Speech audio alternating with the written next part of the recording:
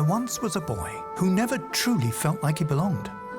He was mistreated and lived in a cupboard under the stairs, until one day, a large stranger told him he was a wizard. And he explained the lightning-shaped scar he got as a baby after narrowly avoiding death. And as you can see, I am not dead, T'Challa shouted as he approached his estranged cousin, ready to reclaim the throne.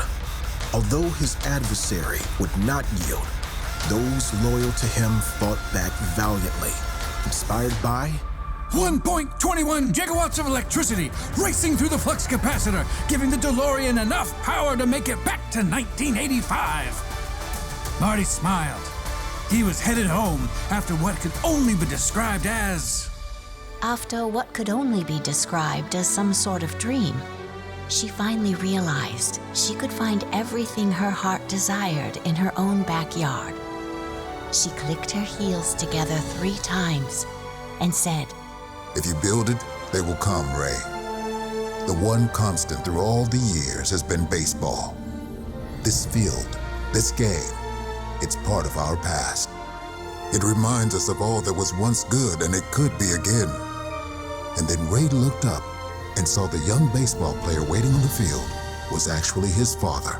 It was actually his father, the villain who had taken his hand with a lightsaber and then tried to woo him with promises of shared dominion over the galaxy, stood before him and revealed his true identity.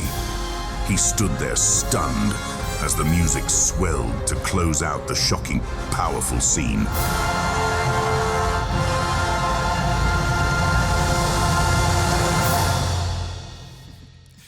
I love it, so epic. If you weren't here with us last week, we kicked off a new series about the power of story, and specifically made-up stories. Some of the most powerful stories most of us have ever encountered aren't actually even really true in the sense that they didn't actually happen, but they resonate deeply because things about them are true. And this is part of what Jesus in his ministry, what he did to make an impact in people's lives. He told all sorts of made-up stories. And if you weren't here with us last week, we kicked this off as a series about parables, and we looked at a few parables last week, but these weren't just made-up stories. I taught you a new Hebrew word last week called Haggadah, which reminds us all of ice cream, and you're going to have to deal with this for the next few weeks. But the Haggadah is basically storytelling with a point, and in the Hebrew rabbinical tradition, they would tell these stories, often made-up stories, and these stories had a point, and they forced a decision. And Jesus' stories, they were powerful, and they were oftentimes disturbing and disruptive, as I told you last week. And they caused us all to have to make a decision. Last week, we looked at a series of 3 stories Jesus told about lost things, sheep, coins, and a son. And the point of the story was you celebrate when lost things are found. And the decision was, will you join the search party? And will you join the homecoming party when people that are lost, regardless of who they are, when they're found? And so if you weren't here with us last week, you're going to want to go back. It was a powerful week. I hate that you weren't in the room. If you weren't in the room last weweek, it was a powerful experience. If you haven't watched online, you'll want to check that out. I want to take a second step today. There's something else powerful when it comes to a Haggadah or these made-up stories. Characterization, as in a lot of stories. Characterization is so important. The best stories have really pronounced and important characters, and they're of crucial importance in these parables or these made-up stories that Jesus would tell. And so when it comes to different characters, in the stories, Jesus, as I told you last week, used all sorts of relatable characters. I told you the basic elements of his story, of Jesus' parables, but characterization was something that was critical so that he could connect with his audience. He told stories about normal people, about shepherds and farmers and fathers and sons, priests and Levites and masters and servants. There were all things they understood in their culture and were commonplace and common roles. But most common in Jesus' stories, in fact, in almost all of Jesus' parables, there's at least 2 characters that are in every story. There's other extras, other stock characters in the stories, but there's 2 main stories. There's always a story that represented God, or a character that represented God, because he told the story so we would understand who the Father was, we'd understand who God was, and his relationship to us. So then there was always somebody who represented man, and particularly you. Somebody who would represent you. Now, the one character in any of Jesus' story that was never a stock character was the king. If you ever see a parable or a story about a king, always in the story about kings that Jesus would tell, it was a direct characterization of God. So here's the thing. You don't have to wonder who the king is today because it's not you and it's not me. We're not the king. But the goal and what I'd like for you to try to figure out in today's story is, who are you? Where do you show up in the story? Today, Matthew chapter 18, it's a made-up story about a king and two servants. And again, as I told you, your job is to try to figure out who you are in the story, but I have to give you one warning. I know we don't have a chalkboard again. I know some of you will give me a hard time. I'll get some more emails about that. But we do have this mysterious black table that something will magically appear on at some point. I won't scare you with that. But I do need to give you this warning. We're gonna have to do some mathematics today. Now, some of you grew up, you weren't good at math, you didn't like math. So I'm gonna help you with the math, but those of you who are good at math, you're gonna have to follow along. Maybe you can help us along with this. But we're gonna do some math because it's important to understanding this story. Many of Jesus' parables began with Jesus responding to a question. And in Matthew chapter 18, that's how this begins. Jesus is asked a question. And if you have a Bible or you're following in your device, Matthew chapter 18, we're going to begin down verse 21. And here's how it begins. It says, then Peter came to Jesus. He came to Jesus and he asked him. He said, Lord, how often should I forgive someone who sins against me? 7 times, which seems like a random number. We're gonna come back to that in a minute. How many times? I mean, that in Hebrew, that was the number of completion. So maybe it's like, okay, that's why he asked us. And Jesus said, no, not 7 times, he replied, but 70 times 7. Now, lots been made of this number. Here's what I want you to know. The first time this shows up in the scriptures is in Genesis chapter 4. It's at the end of Genesis chapter 4, the story of Cain and Abel. And here's what it means. It just means an infinite amount. There's no math here. You don't have to do the math. 70 times 7 is not what it's trying to represent. It's an indescribable amount is what it's trying to say. This is used metaphorically in the scriptures for sort of this infinite amount. Therefore, this is Jesus telling the story. He's about to tell a story. Therefore, the kingdom of heaven can be compared to a king who decided to bring his accounts up to date with servants who had borrowed money from him. So in response to Peter's question, Jesus says, no, it's not, you don't forgive 7 times, it's 70 times 7. Let me give you an illustration of how this works. There's a king, lots of people offered him money, and here's the thing.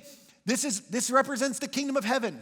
The economy, if you will, of heaven. This is how this works. And one of the servants who borrowed money from him, he was being called on his account. In the process, one of the debtors was brought in who owed him, and this is important, morion talenton. Morion talenton. Now, I don't know what version of the scripture is using. There's several different translations. And again, there's lots of reliable translations. We're looking at the New Living Translation. Your translation might have inserted here 10,000 bags of gold. The literal translation is 10,000 talents. Now, we don't know what a talent is, so we're going to come back to that in a minute. But 10,000 talents is what this first servant owed. And he couldn't pay. He couldn't pay it. So his master ordered that he be sold, along with his wife, along with his children, and everything he owed to pay the debt.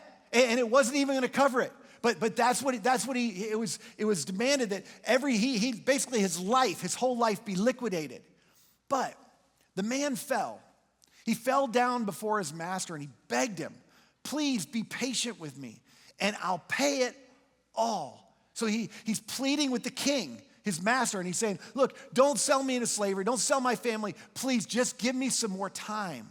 Then his master, I love this, filled with, if you were here last week, same word as the father who was standing on the front porch. His master was filled with compassion for him. This is what the king is like. This is what God is like.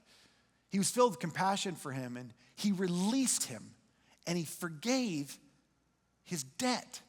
He forgave the entire debt. That he basically said, because you've fallen on yourself, you've fallen down before me, and you're begging for mercy, because you're coming to me with that posture, I'm going to release you of what you owe me. But when the man left the king, Jesus wasn't done telling the story. When the man left the king, he went to a fellow servant. This was another person, another servant like him, sort of more of a peer. He wasn't a superior to this guy. The guy just owed him some money. A fellow servant who owed him, and another Hebrew word, hekton denarii. Hekton denarii basically means 100 denarii. Your translation might say 100 silver coins. But it's the literal translation is 100 denarii. We'll get back to the denominations in a second. And look at this. Instead of remembering what he just walked out of, he just walked out of being forgiven a debt. Jesus tells, he says, instead he grabbed him by the throat and he demanded instant payment. He's not going to give him more time. And the fellow servant, he fell down. Look at this. It's like Act 1, Scene 2. And Scene 2 parallels Scene 1. His fellow servant fell down before him and he begged for a little more time. Be patient with me, and I will repay it, he pleaded. But the creditor, the servant number 1 who had been forgiven his debt, he wouldn't wait. He had the man arrested and put into prison until the debt could be paid in full. He had him put into prison where he couldn't work to pay off his debt. Now, here's the quick math. I want to go back for just a second because this is important. Here's what we know so far. Servant number 1 had 10,000 talents. He owed 10,000 talents. Servant number 2, he owed 100 denarii. So what does this mean? Here's why this is important. A talent is 6,000 denarii. So one of these, he owed 10,000 talents. One of these equals 6,000 of these. So you can see the difference in what's owed. And one of these, a denarii, equals a full day's wage. So 1 talent is 6,000 denarii. 1 denarii is a full day's wage. So just think about this. Servant number 1 owed 60 million days' wages. 60 million days' wages. And servant number 2 owed 100 days' wages. 60 million versus 100. Now, you're like, okay, what does that mean? Let's just bring this into today's terms for a minute. By federal law, minimum wage across the country and in the state of Georgia is $7.25. $7.25 is minimum wage. If you multiply that by an 8-hour day, let's just call that a minimum full day's wage in our state currently is $58. It's a minimum full day's wage. You're gonna work a full day, 8 hours, minimum full day's wage, $58. If you calculate 60 million days' wages, it's $3.48 billion is what was owed versus $5,800. This isn't small versus big. This is significant. If somebody owes you $5,800, that's significant. It's significant versus irreconcilable, like immeasurable. You can't pay that off. And if you can, by the way, if you can pay that off in the room, by the way, today, I would love to introduce you to a thing called Be Rich, because we would love for you to help us help lots of people. We won't keep any of it. We'd love for you to help other people. I just want you to think for a second. If you owe $3.48 billion, this is where this is Jesus telling a story. It's hyperbole. Everybody's going, that's insane. Like, who owes that much money? Which, that's my question. I got all sorts of questions for Jesus about his stories. First, who racks up that kind of debt, number 1? And who keeps lending that guy money? That's ridiculous. How do you just, you know you're never gonna get that paid back. But more unimaginable than that, more mind-bending, more mind-blowing than that is the king's response to the servant. Remember, the servant asked this. He owes $3.48 billion, but the servant asked, please, be patient with me, and I'll pay it all. Both servants asked for this. Servant 1, when he came, he wasn't saying, reduce my debt. He wasn't saying, forgive me my debt. He said, just be patient with me. Give me some more time. And notice what the king does not say. He doesn't say, okay, I'll give you a little more time. If you'll lay out a payment schedule, you'll show me your income, you'll show me how you're gonna pay it off over time, and you'll lay it out for me, I'll have some more patience with you. I won't have you sold. I won't have your family sold. I won't have everything you own sold. I'll be patient with you. The king actually denies the request for an extension. And instead, he cancels the debt. The king, because he can. He cancels the debt, which to us makes no sense. And it causes the question to go, well, why? Why would he do that? And it's not because he promised to pay it back. It's not because the king thought he would have some time. He ain't never gonna pay back 60 million days' wages, right? Like, just think about it. Like, nobody thinks it can be paid back. In fact, when Jesus is telling the story, everybody listening is going, be patient with you. You can't pay this back. Here's what the king knows. This guy's one and only hope.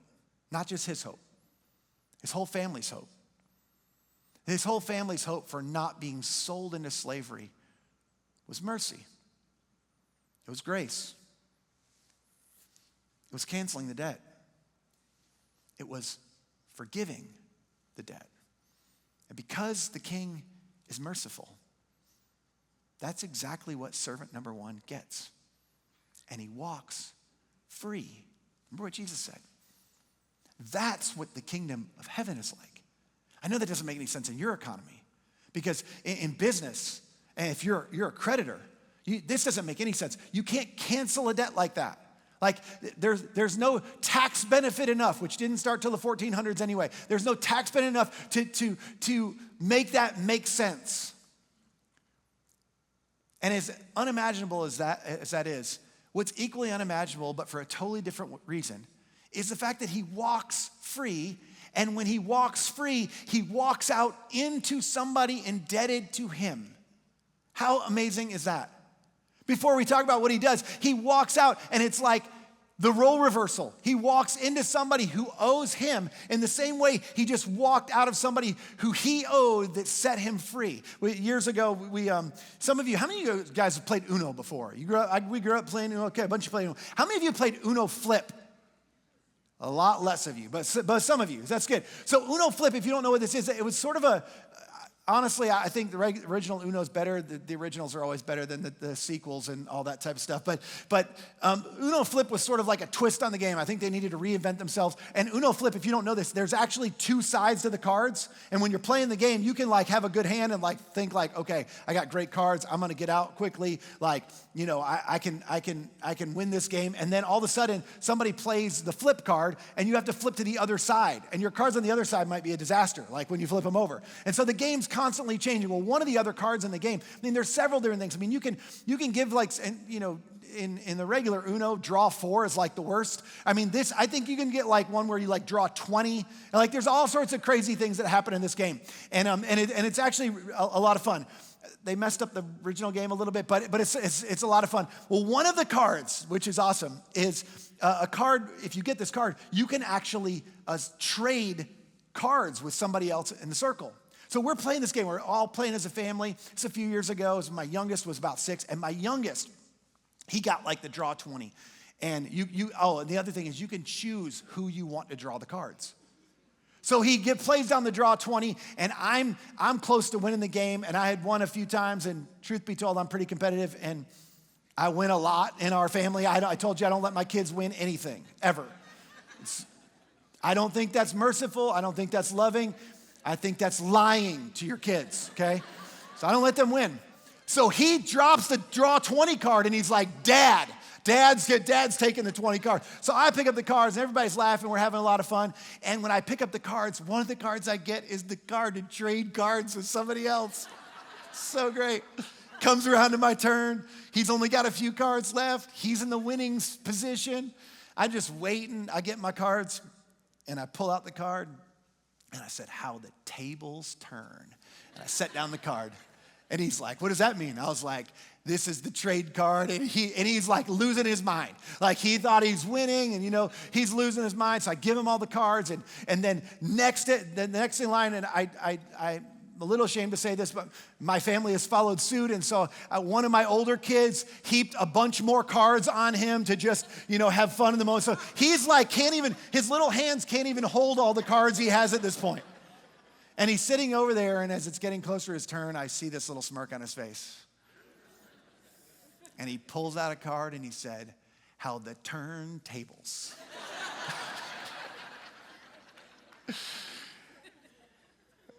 How the turntables. This is what's happened in the situation. There's a role reversal. And the servant walks out into somebody who owes him, and the fellow servant that owes him, he begs, not for mercy, not for him to forgive the debt, simply for more time. The same thing he was asking, will you just be patient with me? Will you give an extension? And he refuses, and he throws him into prison where he can't work to pay off the debt. And this is important. What was owed is not insignificant. It's irreconcilable what the servant one was owed, or what he owed. What he had to pay off was irreconcilable. This is not insignificant versus significant. This is significant versus irreconcilable. Now, I want to take us back to Peter's original question, because if you remember the question, this is so important to the point of the story. The question Peter asked in the beginning that prompted the whole story, the story that Jesus told about these two servants and the debts and all that stuff. He says this, Lord, how often should I forgive someone who sins against me? 7 times? Which to you and I, it feels like he's pulling a number out of a hat. As I told you earlier, 7 represented completion. Peter probably thought, this is probably going to be Jesus' answer, because that in our culture, that means completion. And also because Jewish rabbis at that time, they taught it was unnecessary to forgive more than 3 times, especially for the same offense. So if somebody offended you 3 times in the same way, you only had to forgive them 3 times. And then it was on them. You didn't have to forgive them. You could punish them. You could hold the debt over their head. You could make them pay for it. And they pulled that right out of Amos. Amos is a book in the Old Testament. In Amos chapter 1, the people repeat the same offense 3 times against God, and then God punishes them. And so the rabbis would teach, hey, this is what God's like. Now remember, Jesus is telling this story so we will understand what God's like. And Jesus when he tells a story, it seems like Peter's willing to go above and beyond more than 3 times, because he thinks this is what Jesus is going to say. He's willing to forgive 7 times, maybe because that's the number of completion. I don't know. But the truth is, here's what Peter really wanted to know. And if we're honest, oftentimes for us, it's what we want to know. The question Peter's asking is, when can I be unforgiving? Like, how far is too far? When do I don't have to forgive anymore? Now, I want to fulfill my religious responsibilities. I want to be a good person. I want to be seen as a good person. But there's got to be a limit to that. There's a limit to how good I have to be, to how forgiving I have to be. And this is what makes Jesus so brilliant. This is why Jesus is such a brilliant teacher. Peter wants to know how much grace, how much forgiveness he's required to offer. He wants to know, what's reasonable, Jesus? Show me where the line is. I'm willing to work right up against the line, but show me where the line is where I don't. And my assumption is that he's been offended in a significant way. Somebody's hurt him, somebody owes him. And Jesus responds by pointing out how much grace he's received. What he's received is an unreasonable amount. What he's been forgiven is an irreconcilable debt. Here's Jesus' point. If you don't understand that, you won't get forgiveness, because our capacity to forgive flows from what we've been forgiven. The reservoir you're going to draw from to forgive others, it comes from understanding what you've been forgiven. And so the question for you and for me is, how do you view the debt you've been forgiven? And is the debt you've been forgiven, do you see it correctly? Do you see it clearly? Jesus, the master storyteller, the master teacher, he's telling this story. And he's using hyperbole, but he wants Peter and he wants you and me to understand what we've been forgiven. Now, here's the thing. I want you to imagine that a bead, just a singular bead, these are those little beads that you make bracelets and stuff out of. I want you to imagine that this bead represents what Peter was owed, or maybe for some of you, what somebody's owed you. Now, I don't use this one bead to say it's insignificant. I'm not saying like, hey, this is all that's owed to you. I'm just trying to help you understand, and if you get mad at me, I didn't tell the story. I'm just reporting the news, okay? Jesus told the story. Here's the ratio. I want you to understand the ratio between what Jesus is saying was owed by the second servant versus the first servant. And this is significant, because when we think about what people owe us, one of the hardest things about forgiving others is it seems so great because we don't have any context. It's all what somebody did to me and what they owe me and how they hurt me and how they've offended me. And we don't have any context for comparing that to something else. And that's what Jesus is doing. And this is what Jesus is saying is, the truth is when you understand the debt of what's been owed to you, there's a significant difference between what's owed you and what you owed, between the debt that was paid for you, the debt that was canceled for you, and the debt that someone else owes you. And look, I'm not saying it's insignificant. I just want you to see the ratio. Jesus is trying to help us understand how significant and how vast God's forgiveness, God's grace, his mercy is for you. And some of you think I'm done, but I'm not even close to done yet. Here's the thing. It's like the team made way too much work for me today. These things are heavy, actually. And we ran out of space, so we had to just top it off with one big last one we put over here on the side. Here's the thing. I don't want you to miss this. This is so important. The debt that was owed in the story. If this represents what Peter was owed, or what you and I are owed, because of what somebody did to offend us,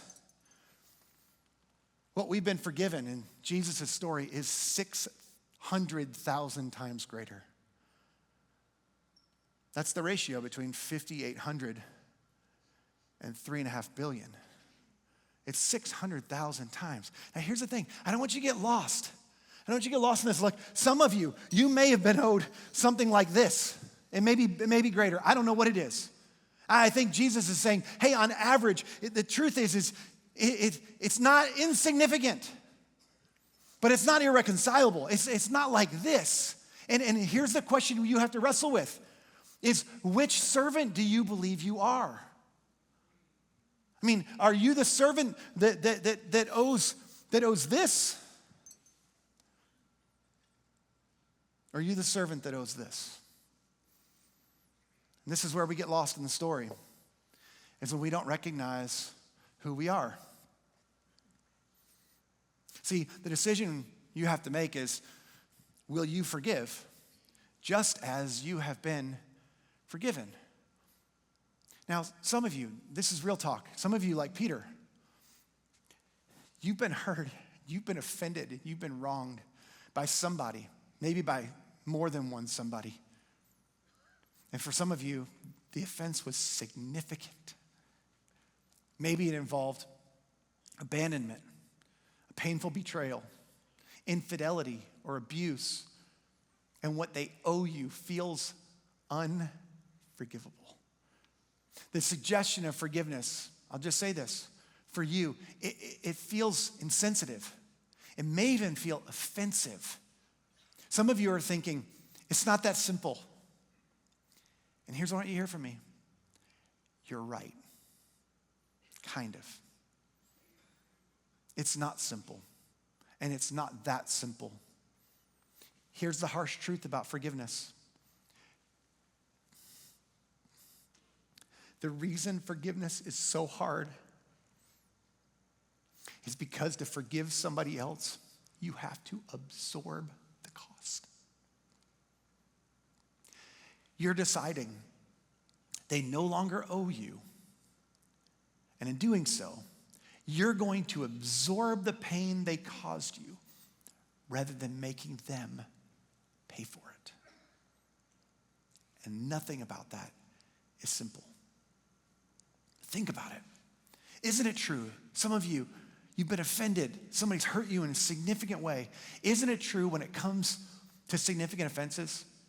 There will never be enough for them to do. They'll never be able to do enough. They'll never be able to make it up. They'll never be able to pay you back. They'll never be able to restore what was lost. And isn't it true the only path forward in the relationship is canceling the debt?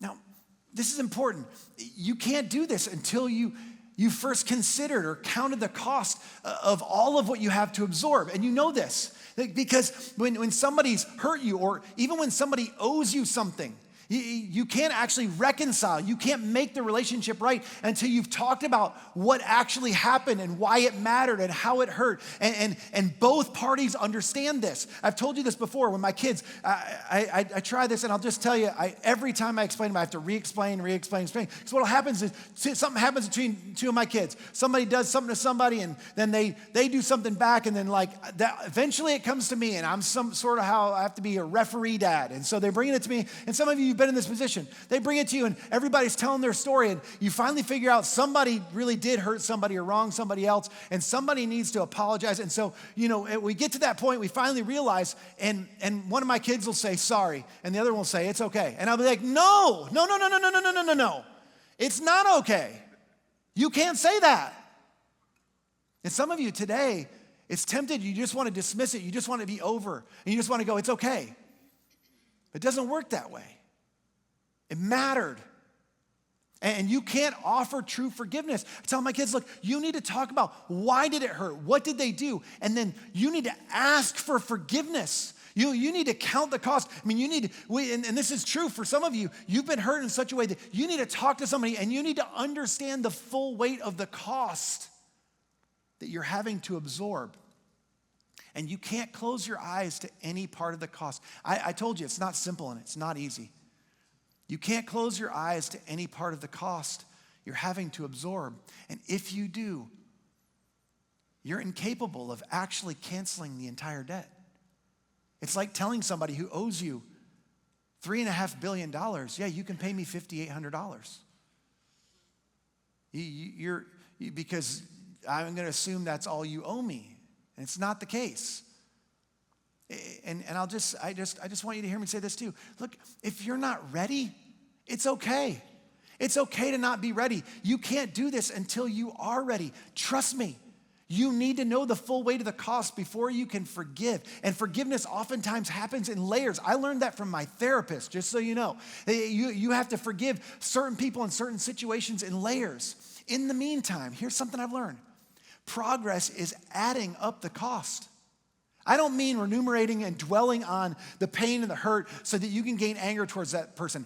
I'm saying adding up the cost. How did it affect you physically? How did it affect you emotionally? How has it affected you relationally? What is all the cost and the pain you're having to absorb? And then asking God to help you have the capacity to absorb it.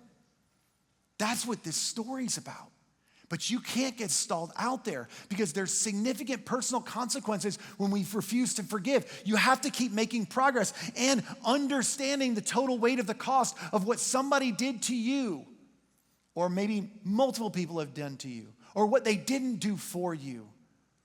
You have to count up that cost and you have to face it. Because there's incredible consequences for refusing to offer that forgiveness. In fact, when you hold back forgiveness, it leads to bitterness. And some of you know this because there's a part of you, whenever you think of them, whenever you think of what happened, whenever you think of what they did with that other person, whenever you think of what they didn't do for you, what they didn't when they showed up with you, the bitterness starts to take root. And in actuality, this is a way in which we actually imprison or enslave ourselves. Even after being set free from our irreconcilable debt, to forgive just as we've been forgiven. Just hear me as your pastor, because I care about you. I mean, I care about your relationship and I care about the other person, but just hear this from me to you today. It's not just for your offender's sake. It's not just for the sake of the person who hurt you or betrayed you. The Apostle Paul said this. It was for freedom. It was for freedom that Christ has set us free. What he did, what the king did when he sent his son to die on a cross to pay for you and for me, it was for our freedom's sake. You received grace and mercy and forgiveness for the sake of your freedom. So stand firm then, and do not let yourselves be burdened again by a yoke of slavery. I mean, think about this. If you were the king, let's just switch roles for a second. If you're the king, wouldn't you be furious if somebody not only imprisoned somebody else? That makes everybody mad. That seems crazy to everybody. Can you imagine if you forgave a debt and freed somebody only for them to imprison themselves after you absorbed the massive debt that you set them free from? Wouldn't that make you insane? I mean, I would lose my mind. That's why the New Testament instructs us this way.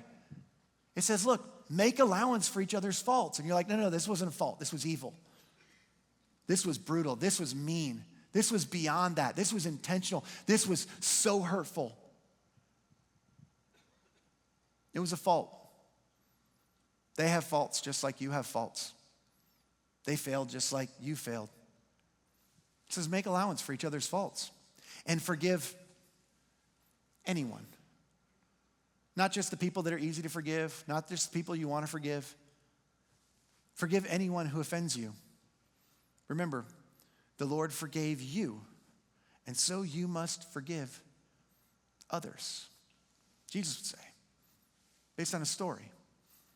The Lord forgave you an irreconcilable debt. So you must. Look, look. Some of you are offended. You're like, no, it's more than that. Look, I don't care. I don't care if it's most of this jar. It doesn't matter. In comparison, what you've been forgiven dwarfs it. And the truth is Jesus' story, the ratio, the difference between the irreconcilable debt, it's significant. It's forgivable. Now, I feel like I need to stop for a second and just say, because some of you are arguing with me in your mind, there's a difference between reconciliation through forgiveness and enablement. I'm not suggesting you cancel a debt. Canceling a debt doesn't mean you just keep letting people borrow money. Like if somebody's been non-trustworthy and you forgive them, doesn't mean you keep trusting them. There needs to be barriers. There needs to be boundaries for you. Like I get that. Relationships sometimes need to change, but I'm not talking about the relationship right now. I'm talking about you. Your spiritual, relational, and emotional health, you personally, it hinges on forgiveness. Both your ability to embrace forgiveness and your ability to extend it. Embracing forgiveness sets us free. Extending forgiveness keeps us free. One psychologist described holding back forgiveness as drinking poison, hoping the other person dies. Which is what we do when we hold back forgiveness. There's a bitterness that takes root in us. And we don't realize it's not hurting the other person. It's only hurting you. Here's what Jesus knew. He knew that bitterness and gratitude, they can't coexist. The point is not whether they can repay you or not. That's not the point. The point is you were set free, and refusing to forgive keeps you from living free. And if you can, Jesus is going, if you can focus, if you can understand what you've been forgiven, if you can get in touch with or get reacquainted with what you've been forgiven, all of a sudden it starts to break up some of the bitterness. It starts to get rid of some of the bitterness that causes you to go, okay, yeah, they offended me, they hurt me, but Jesus forgave me for all the things I've done in the past, for the things I'm doing right now in my life that are not honoring to him, and for all the things I'm going to do in my future. He's offered me grace and forgiveness to pay for it all. Hear me. What they did matters.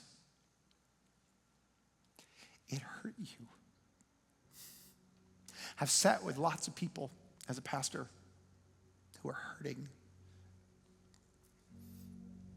They owe you. Forgiving the debt feels costly, I know. But remember, your forgiveness cost the king's son his life. That's what he did to pay for what you owe. And he did it gladly. He did it willingly. He walked towards the cross. Let me ask you, is it possible you're holding back forgiveness because you've lost sight of what you yourself have been forgiven? Like last week, we all want to see ourselves as the older brother. There are no older brothers. There's only younger brothers posing as older brothers. In this story, we want to see ourselves as a second servant who's being wronged by somebody else, but we're all the first servant. If you didn't figure it out in the story, Jesus' point is you're servant number one, and so am I. But God wants you to be free of the prison of bitterness. That's why he says to Peter, no, not 7 times, 70 times 7. An indescribable. You need to do this an infinite amount because I want you to be free of the prison of bitterness. And a key step in that process is rediscovering gratitude for what you have been forgiven. These beads, these jars full of beads, here's what you need to understand. This is the well. This is what you draw from. It's not, are they willing to be sorry enough? Like, can I take stuff out of here if the offense is bigger? Like, are they making up for it? Are they doing better? Like, are they paying me back? No, it's not that. It's even this one little bead. It feels like I'll never get rid of it. You won't. Unless you draw on the power of what God has forgiven you to begin to be able to absorb, to have the capacity to absorb the hurt and pain that needs to be forgiven. It can't happen any other way.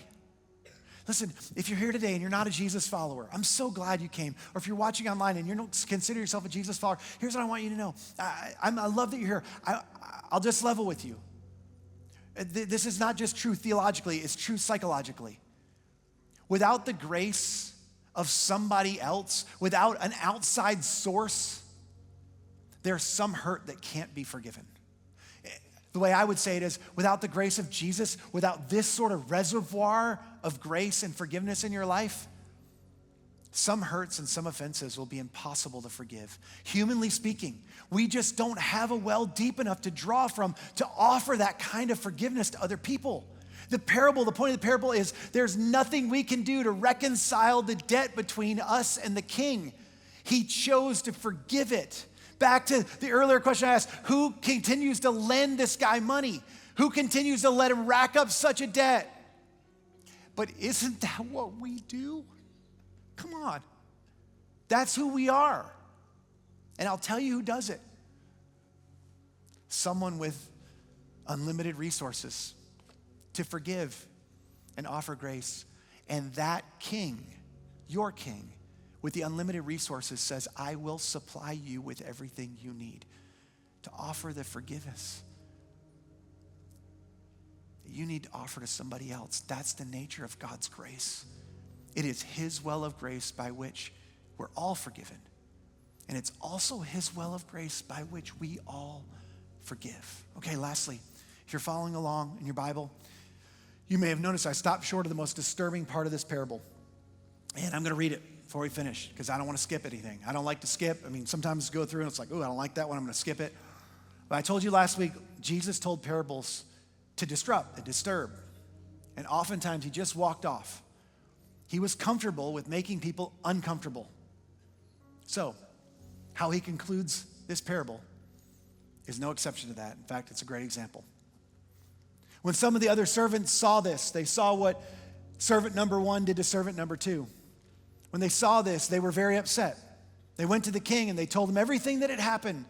Then the king called in the man and he had forgiven and he said, you evil servant, I forgave you that tremendous debt because you pleaded with me. That's why I did it. You asked for mercy and I gave it to you. Shouldn't you have mercy on your fellow servant just as I had mercy on you?